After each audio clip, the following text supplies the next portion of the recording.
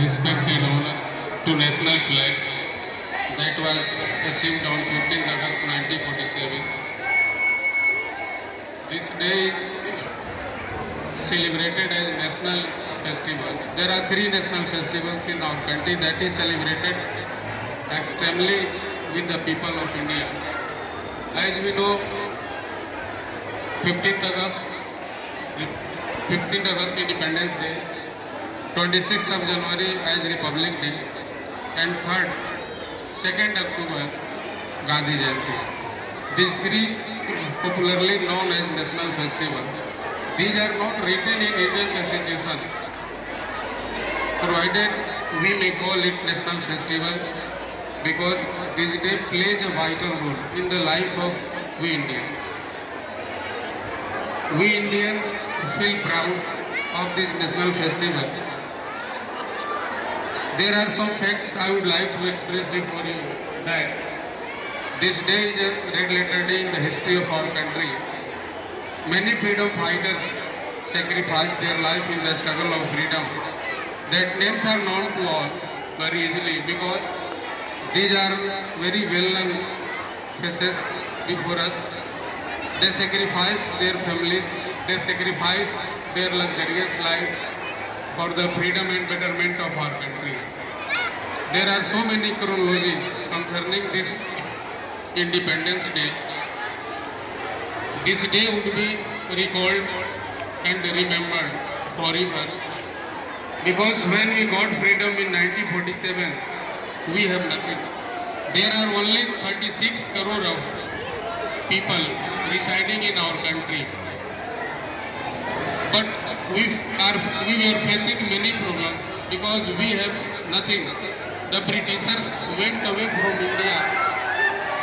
Great difficulty, taking away 9,000 ships full of gold and silvers. Lovely students, if you are getting problem to follow me, I would convert my language into Hindi in no time because we are trilingual, bilingual. प्यारे बच्चों, यदि समझने में कठिनाई हो रही है तो मैं हिंदी भोजपुरी थोड़ा बहुत संस्कृत भी बोल लेता हूँ। मैं अपनी बात के लिए आप लोगों को मैं हिंदी में ही बताना चाहूँगा।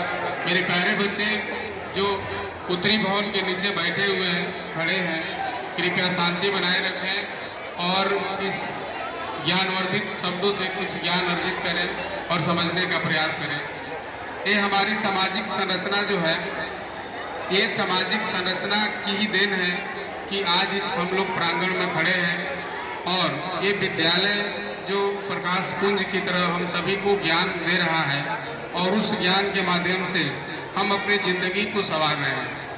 इस बीच मैं शिक्षा और शिक्षित के बीच एक अंतर स्पष्ट करना चाहूँगा। हम अपने छात्र छात्राओं, अपने भाई बंधुओं के लिए आज इस 79th जो हम लोग इंडिपेंडेंस डे मना रहे हैं, तो अभी तक तो इस शिक्षा का महत्व है। हम शिक्षित हुए हैं, हमें शिक्षा नहीं मिला है, विद्या नहीं मिला है, विद्या नहीं मिली है। विद्या और शिक्षा में बहुत अंतर है। विद्या जब हम लेते हैं, ज्ञान लेते हैं, तो वो विद्या हमें यह बताती है कि हमें करना क्या है, हमारा कर्तव्य क्या है, सत्य क्या चीज़ है। उस सत्य का परिचय हम कैसे देते हैं अपने कर्तव्यों के माध्यम से। आज हम शिक्षित जरूर हो गए। शिक्षित का मतलब हुआ कि हम भौतिकवादी हो गए। हमें सुख सुविधा चाहिए, हमें पैसे चाहिए, हमें अधिक रकम वाली नौकरी चाहिए, हम इस प्रयास में रहते हैं। लेकिन विद्या हमें यही सिखाती है कि हम अपनी संस्कृति को कैसे बनाए रखेंगे, अपनी धरोहर को बनाए रखेंगे। वो धरोहर आगे चलकर हमें बहुत लाभान्वित करेगा। तो हम विद्या हासिल करें, अधिक से अधिक परिश्रमी बने, ईमानदार बने, कर्तव्यनिष्ठ बने, ताकि देश हमारा जो आज है वो कल नहीं रहे, इससे आगे बढ़े। मुझे एक इस बीच में प्रसंग याद आ रहा है कि जब लाल बहादुर शास्त्री जी हमारे देश के प्रधानमंत्री बने, यही मुगल सराय के रहने वाले थे, तो साधारण परिवार के एक बेचारे बच्चे थे। उन्होंने जो हमारे देश के लिए दिया और किया, वो उसे हम कभी भूल नहीं सकते हैं। We never forget. क्योंकि जब हमारे देश में अन्न की उत्पादन बहुत कम हो रहा था, हमारी माताएं बहनें, हमारे मासूम बच्चे खाने के हमारे यहाँ लाले पड़े हुए थे। विज्ञान और तकनीकी इतनी ऊंची किस्म की नहीं थी कि हम इतना उपज कर सके। हमारी जनसंख्या मात्र 36 करोड़ थी इस देश की। आज हमारी जनसंख्या 140 करोड़ से पार कर रही है।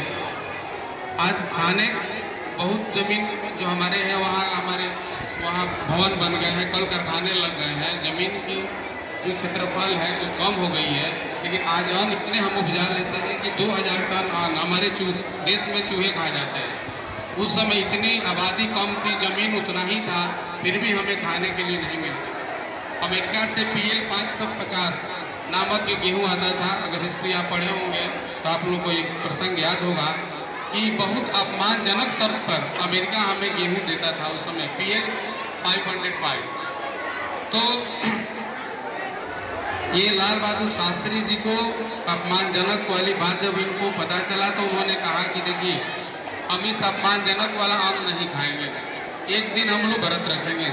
सोमवार के व्रत के लिए उन्होंने घोषणा किया कि पूरे देश में हमारी माताएं बहनें हम सभी सोमवार के एक व्रत करेंगे, एक दिन हम अन्न नहीं खाएंगे। क्योंकि अमेरिका जिस अपमानजनक शर्त पर हमें गेहूँ PL 550 देता था, उस गेहूँ को हम नहीं लेंगे। और उसके बाद अपने यहाँ तकनीकी का विकास हुआ, बहुत सारे विद्यालय महाविद्यालय खुले, फिर हम लोग शिक्षित होना शुरू हो गए। एक चीज़ और मैं इसी कड़ी में बताना चाहूँगा कि आज हमारे कुछ माननीय लोग, देश हमारा 15 अगस्त 1947 को आज़ाद हुआ, 26 जनवरी 1950 को गणतंत्र हुआ। जब हमारा संविधान पूर्ण रूप में इन्फोर्स हो गया, इम्प्लीमेंट हो गया देश में, उसके हिसाब से हमारी शासन व्यवस्था चल रही है। और जब हमारे माननीय लोग शपथ लेते हैं, यहाँ से चुनाव जीत कर जाते हैं, तो वो कहते हैं कि पद और गोपनीयता की शपथ लेते हैं।